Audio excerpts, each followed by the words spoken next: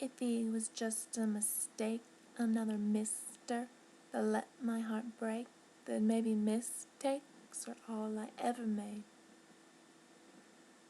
All I ever made.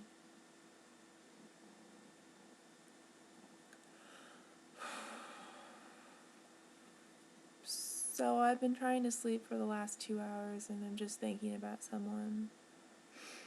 And the more I think about it, the more it just unravels and becomes words to a beat with a tone that is only my own. And maybe I'm supposed to use it. Maybe this pain is like a gift from the universe and I'm supposed to figure out how to make music with it.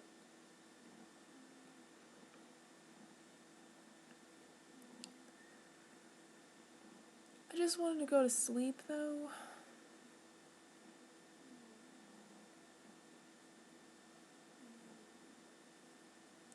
So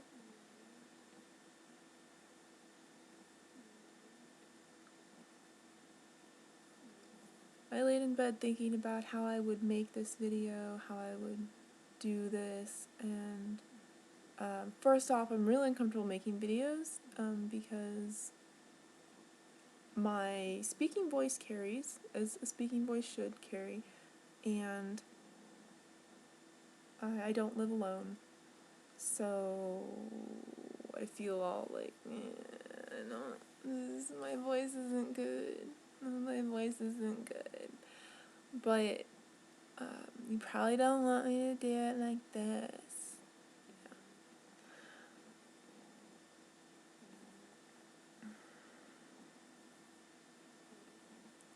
So, I knew I loved him the day I met him, and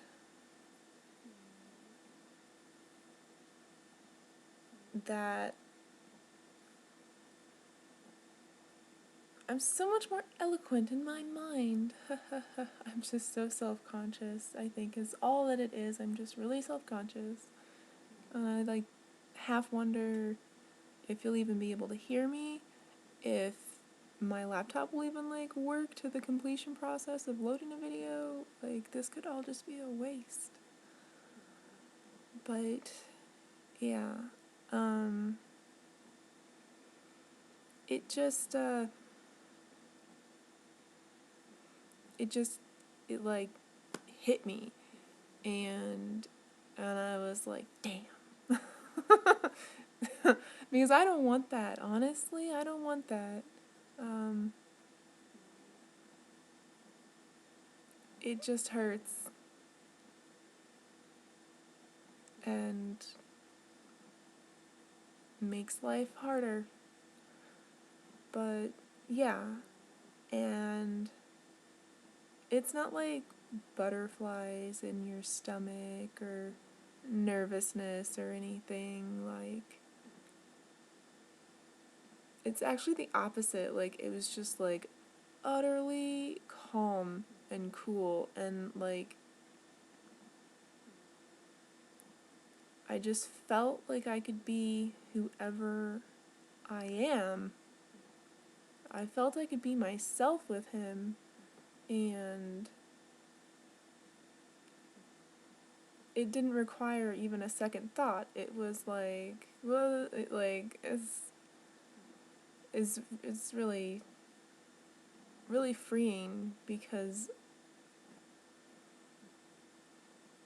I don't feel like I can be myself with most people, and actually, like, this is extended to, like, I can't even make interesting videos on YouTube because I'm afraid for some reason to, like, do a voice or act like somebody different, or, like, act. I am afraid to act. Because me being me isn't an act. It's not something I do for attention or drama or whatever.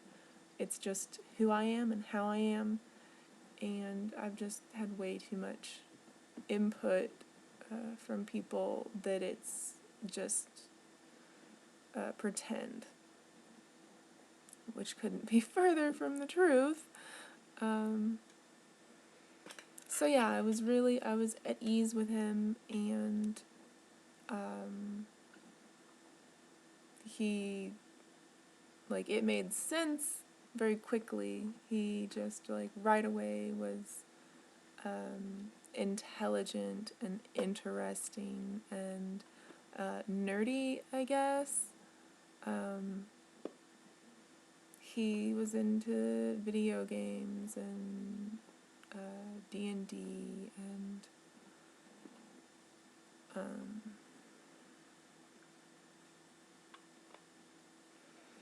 he could do voices and act and play, and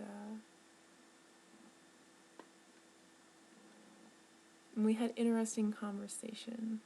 It was entertaining. Talking together was entertaining.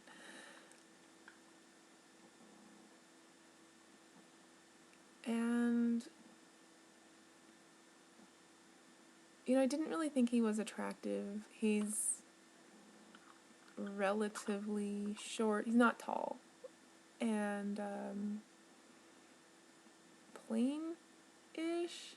Well, like, fit, like, well-muscled. Not a lot of muscle, but, like, proportionate, which that is something that I value. Proportionate.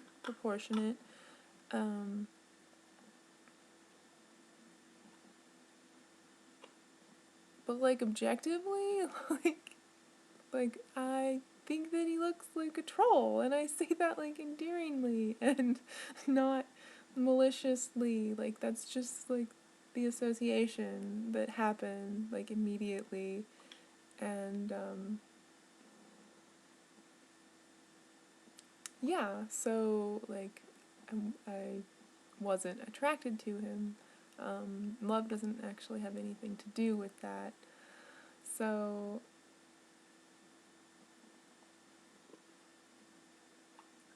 yeah, I like, he's, like, very animated and, like, thespian-esque, and he could sing, and interests or something, I don't know, but at some point early on, I, like, had the consideration that he might be gay, and, like, how that, like, just like what I just said there, like he might be gay, like, that's it. Like, that's it. Like, I care not at all what someone's sexual orientation is. But I have thought more about that, because he later on clarified that he's not, in fact, gay. And that, like, the way that clarification happened, or just something about it, was just like, oh, men, and it got me, like, thinking about things, and I was like, you know, I probably am, like, a little bit disappointed to, like, have that, like, clarified, like, to know for certain, because, like, a gay guy I could be friends with and would not have to worry about it, and, that would be really nice. I've never had that. Like, I tried to be friends with the same sex, and the same sex is attracted to me also, so, like, friendship hasn't really worked out. But I wasn't like, oh, fuck, or anything, and it, like, didn't change a damn thing about how I interacted with him. And maybe it should have, because in my natural state, like, when I don't have all of the stuff up preventing me from being my marvelous self, I'm pretty flirtatious, and that's maybe something I don't know, that contributed to him going away. I don't know. So I don't know how to be with anyone at all, and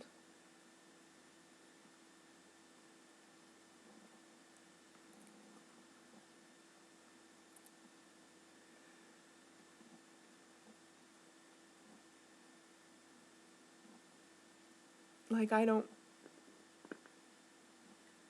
want to be friends with anyone at all. Like, this is someone that I knew just, like, a few months, I guess, and he just completely ripped my heart out, and, like,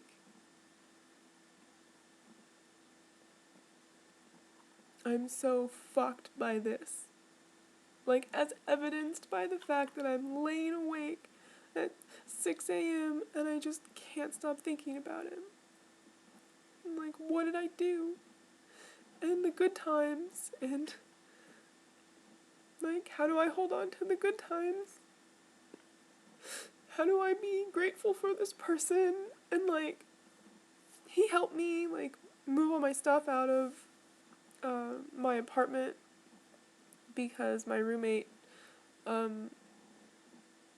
became a dangerous man. And I was legitimately scared to live there with him,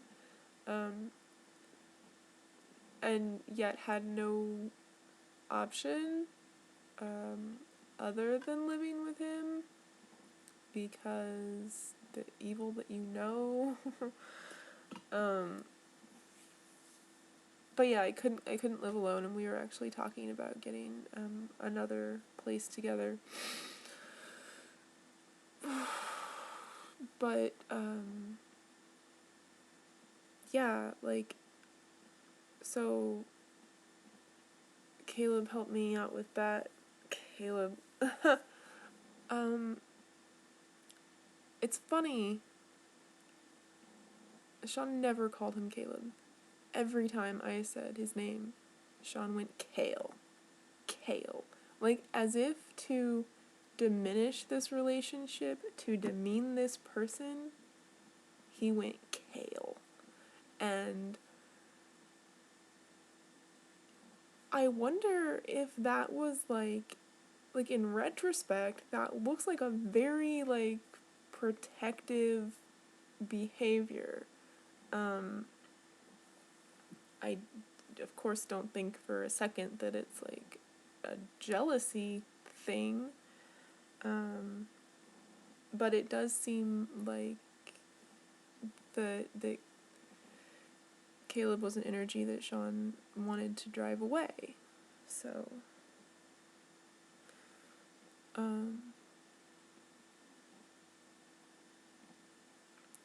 only in that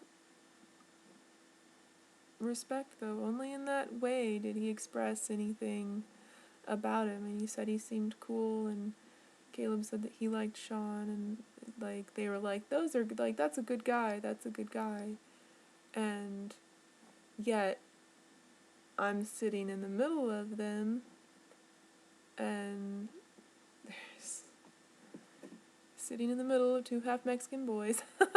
I didn't know it, like, at the time. I didn't know it when I met him, or, like, when I realized that I loved him, that, like, just like Sean, just like the love of my life, he was half Mexican, mother Mexican, father American, and, like, that was weird. That was weird. He definitely had a much better family life, a much healthier family structure than what Sean came from. But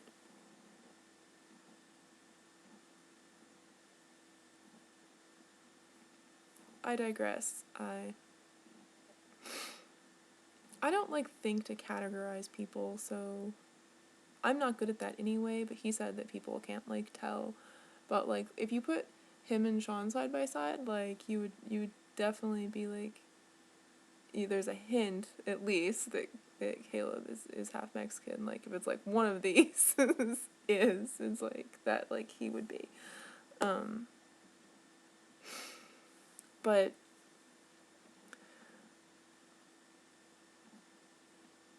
yeah, like, I can't take back things that I did and said. And I don't know that I should be wanting that, because like that was me letting someone in, that was me like trusting, and like, should I stop doing that altogether? I mean, like, logically I think that I should, and I'm afraid to do it at this point, but it's like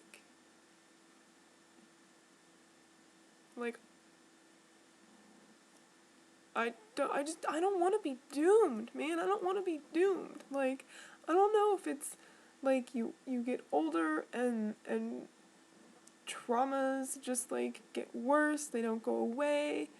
Like, you're more resilient when you're younger or something, but I just like I'm legitimately traumatized by having this occupational therapist from Mind Matter. So no, Foster, stop it.